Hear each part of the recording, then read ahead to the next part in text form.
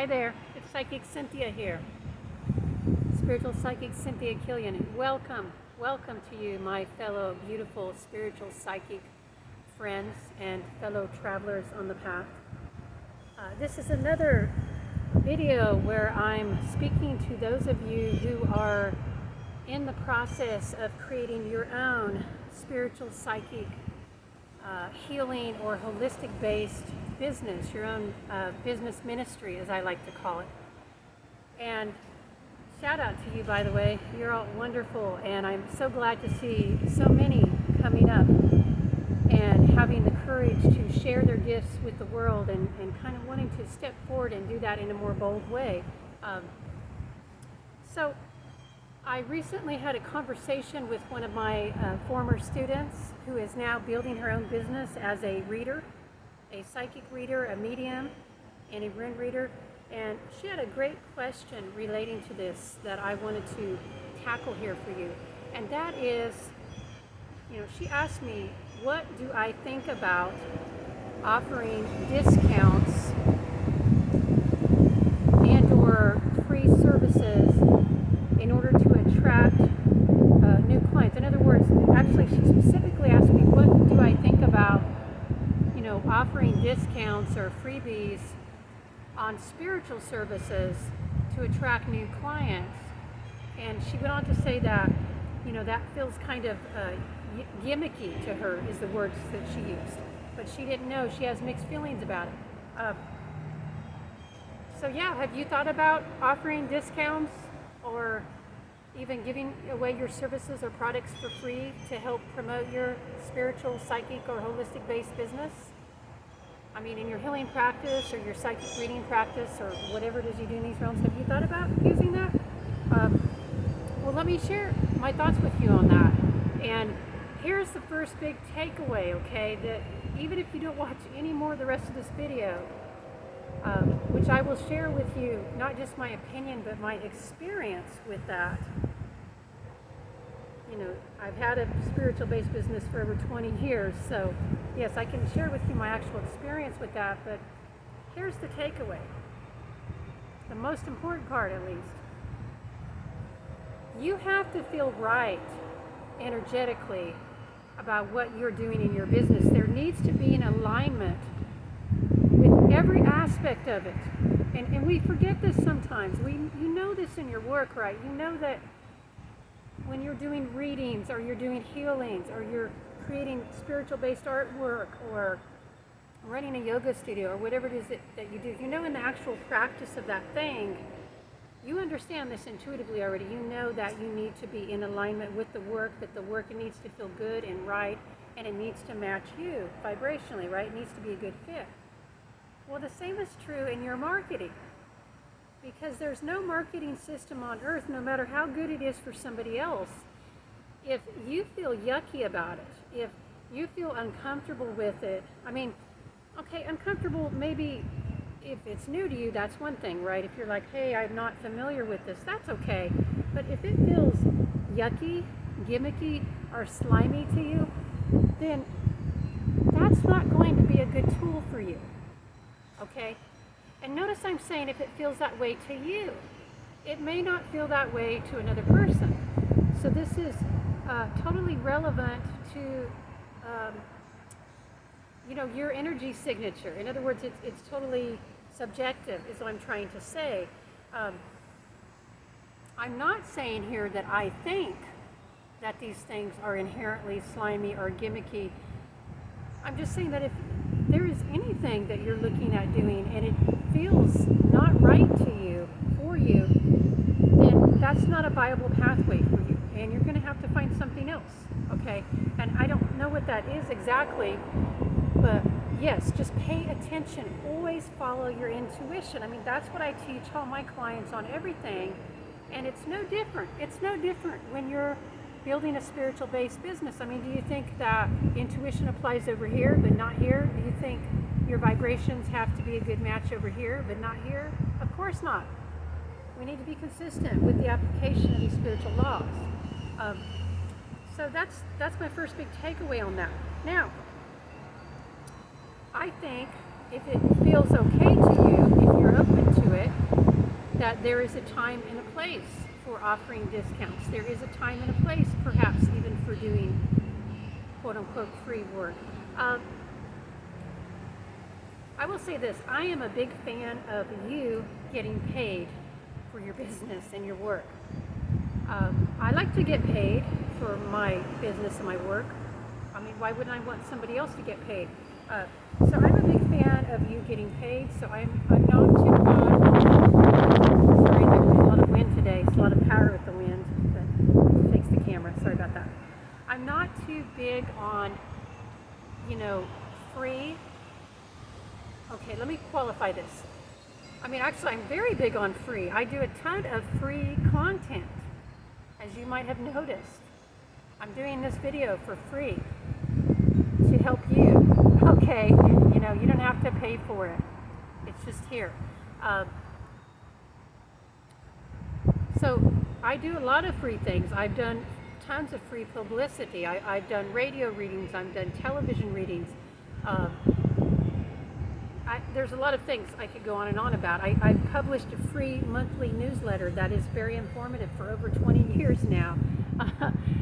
So I definitely do free things, but I'm not a big fan, okay, especially when it comes to services, and that's what this original question was about. She was asking about services. And I think this would also apply to goods that are, more artisan. I mean, in other words, if you're a spiritual-based artist, and it takes you a long time to complete a piece, or even if you're a jewelry maker, and it takes you a long time to wrap those crystals, I think this also could apply. I don't know. I mean, I don't do those things for my business, so maybe you'll have to kind of figure out how to apply it yourself, but just listen up, and especially if you're service-based. If you want to give away something free, do it as a form of service for a charity, okay? Like when I do all those things I mentioned, I am doing that as a giving back. Does it help promote my business? I think so. But you have to understand that most people who read my newsletter and the large majority of people who receive free readings on the radio or TV or Facebook or wherever it is, I mean, I would say upward of like 90% of them, they're not going to purchase a service. They're just there to receive the free thing. And that's not a bad thing, by the way. I don't think that's a bad thing. I think it's a sacred public outreach that I can do. So if you want to give something away for free, do it from a place of your cup overfloweth. That's why I do that. I feel like I have extra energy. I have, enough money. Okay, I'm not wealthy, but I have enough business. I have enough clients, so now I can do these free things. Okay, and maybe even before then, you should do the free things, but don't do it, as in like you're trying to get something from it. Okay, does that make sense? Because I will say this, in my experience with, giving out a free thing, especially a free session, and I haven't done many of those, or not in this way, not to promote my business, okay? And I did try it many years ago, but what I found is, people who get something for free, okay, in your business, if your exchange with them is to give the session for free, then that's what they expect to pay for it. Think about that for a minute. Like, they expect to have it for free because that's how they got started with it. Now, there are some exceptions to this, okay? And there may be some reasons to give out sessions for free. But what I'm saying is, I don't think those reasons are to promote your business per se. I do have a few colleagues who had some luck with that, but overwhelmingly, most of the people I have known who gave out free sessions ended up feeling a bit drained from that if they were giving those free sessions out to get paying business. So, I mean, I think if you want to get paying business, you have to get paying business. Rewind the video and listen back to that. Okay? Or just really let that sink in.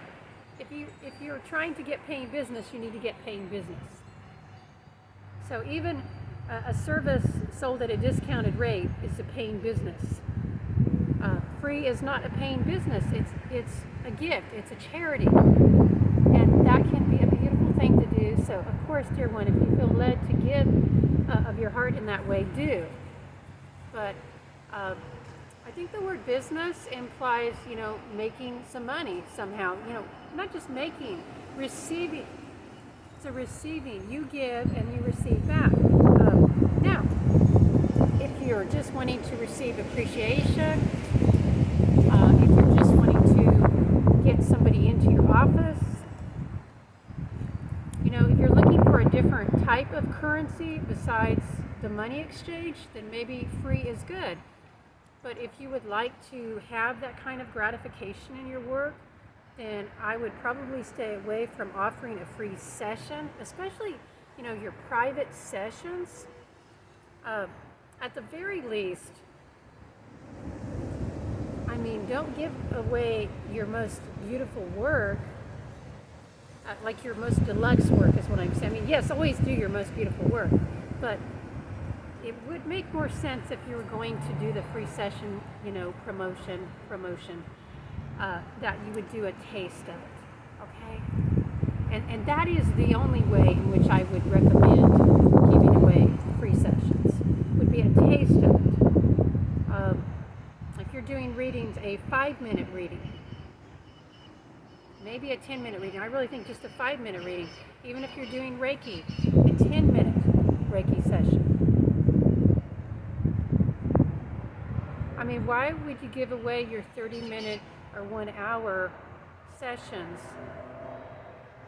I think a lot of times when people do that, they're coming from a place of insecurity and desperation. And by the way, potential clients and people who might be interested in your work can feel that. And I think that the kinds of clients that you would really want, in other words, the kinds of clients that, are ready to invest in their own healing and to be committed to that, or they're ready to invest in their own awakening, I think that they're not looking for somebody who is desperate and insecure. Okay, so I guess again we're getting back to the energetics of it. It all depends on where you're coming from. If you're offering your free session, your free intro session, and you're feeling good about it, and you're feeling so secure, and you're confident in your work, and you're like, yes, I am so confident. You're thinking this, I'm so confident that what I do is so great that if they try it first time, they're going to come back. I think that energy, will be quite strong, and it might attract the right clients. But of course, it's not all about your energy either. It's also about theirs. And just be aware that there are people out there, unfortunately, who I don't have to judge on them, fortunately or unfortunately, just it's the way it is.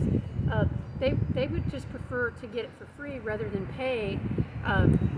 So you might get some of that if you offer free promo sessions. I think it's better to just do smaller tastes. That way, the person too, I think it puts a lot of pressure on them. If they are an authentic person, your potential client, and you're giving them something really great and grand for free, I think there's just a natural instinct to want to compensate you for that somehow.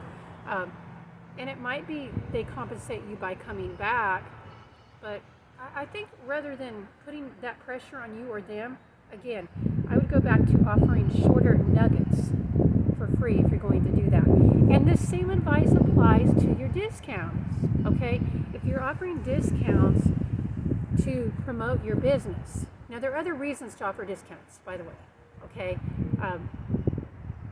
I do discounts for my inner circle to just show thanks for the gratitude. These are people who already purchased my services, and they love what I do and they support me in my mission. I don't have to give them a discount. I do because it feels good and it feels right, and I want to show my appreciation. And it's true. It's just a sincere act of generosity. That's different than having a discounted special, okay, to attract new clients. And just so you know, I don't do many of those. I didn't find that those worked very well for me. Maybe years ago they did, years and years ago, but I don't find those to be effective. And so if any of you are not just starting out, but let's say you're mid-level in your experience, in other words, you have an income off of your business, and you have, you know, your spiritual based business, and you have, you know, already a loyal fan base and people that do support you. It may be that offering discounts for your services is not the way to go for you, to get new people at least. And that's another video for a new time. So I think one thing you're hearing here is that we work at different levels. Like, you know, depends on where you're at in your business, right? What might work best. But always it's true that if it doesn't feel right to you energetically, it's not going to work well for you. Or even if it did bring in a bunch of new clients, you would find that you weren't a good match with them, and then that could create problems long term. So again, even your marketing, it has to be a good match with you. Don't forget that. Everything, you know, we want to match up the energetics. We want to flow properly for our own energy field. But yes, with your discounts, I mean, rather than, you know, do a huge outrageous discount on your best thing, your most intense thing is what I'm saying, or your, you know, premium offering, you know, do a discount on something that is an introductory level. I mean, it could be something shorter time, a smaller piece. I don't know. I mean, think about it in that way. You know, how can you make it just something, you know, smaller? And by the way, you know, I think that's just generally a good way to go, because you want to make it easier for people to interact with you. And there is something you can do rather than offering discounts. Okay, I probably should have led with this. So let's go back to the question, you know, that my student had, who's building her business. She asked, she said, you know, what do you think about using discounts to attract new clients? She says, it feels gimmicky to me, or free sessions. That's what she said to her. It feels gimmicky. Well, if that feels gimmicky to you, instead of having discounts on your, you know, premium things, on your main thing that you do, you know, why don't you just have an entry level offering that is less expensive? You know, an offering just that you have all of the time for people that they can try you out at a lower rate. I have some of those. I have offerings all across the board, actually. And I'm not saying I get a lot at those lower levels. Frankly, most people that contact me for my work want my higher priced offerings. It's very interesting to me, but I do have some lower priced offerings. I don't have lower prices on my best things, because why should I? I mean, that isn't right, for me at least, energetically. I don't think it's balanced energetically, but I have some simple offerings. I mean, for you, what could it be? I mean, if you're a reader, it could be an email reading. It could be a one question reading. Be careful with that, though. You need to be very firm in your boundaries, because one question could take an hour. Just let me share that with you. Okay, this is going to save you a lot of grief. So if you're thinking, oh, it's one area or one question, be specific about what you will and you will not do time-wise. Okay? But yes, you could have I mean, I don't know where you're starting at, what your prices are, but let's say you could have a you know, $20 reading for 10 minutes, for example. I don't know if that's the right rate, you know, and pricing, that's a whole different ball of wick. We'll have to talk about it another time. But I hope this gives you some ideas anyway, and you don't have to do things that make you feel yucky to have a successful spiritual-based business. And I know a lot of us feel like we do when we first start out, and there's a lot of messages that you have to be this certain way. But remember, we're spiritual-based, right? And most of us understand, you know, if you're on this path, you understand basic spiritual and energetic laws. I mean, you get that, you know, our vibration we're in and where frequencies we're in is so very important. So you can bring that to your marketing. That doesn't mean you don't need to do marketing. Okay, you do. And you do need to think about ways to meet your clients where you're at. I mean, if you're not well known and haven't established your credibility, you know, you probably do need some entry-level, lower-priced offerings that make it easier for people to engage with you. But that doesn't mean you have to give it away for free either. I don't think so. Not if you're good at what you do. You don't even have to be great at what you do. You just have to be good. Okay? If you're good enough to charge anything, then you should. You should. And if this is your business, you certainly deserve to be paid for that. I think everybody who does good work and serves others should be able to receive some appreciation for that. And it doesn't always have to be money, but if it's your form of income, that's a good way to get the appreciation, right? Alrighty, well, I hope this has sparked some ideas in you for your business, and if you have simple questions, you can type them below and I'll try to answer them simply if I can. If it's more complex, I might have to refer you to, you know, one of my classes or a reading, but I'll do what I can here. And I thank you all for watching and tuning in. And until next time, wishing you all much peace, abundance, and bright blessings.